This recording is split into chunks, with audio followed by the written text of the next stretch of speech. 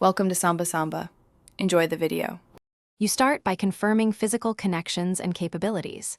Inspect your PC's outputs and the monitor's inputs. Plug each monitor to a matching port or adapter. Once done, power on monitors and the PC so the system detects new displays. You do this now because software steps depend on hardware recognition.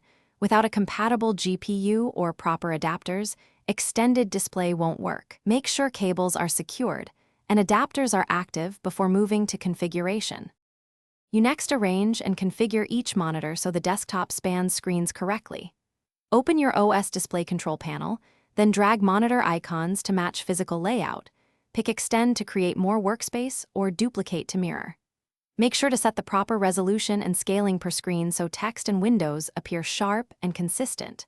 Once configured, choose your primary display for taskbar and full screen apps, apply changes, and test by moving windows across the borders to confirm alignment. You finish by optimizing and validating the multi-display setup. Update graphics drivers and restart the PC to lock in settings, then adjust refresh rates and color calibration so image quality matches. If a monitor isn't detected, unplug and reconnect cables, swap ports, or test with a known good cable to isolate the issue.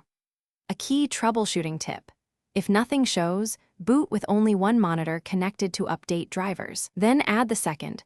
This often resolves detection conflicts and Thanks for watching. Consider subscribing if we helped you.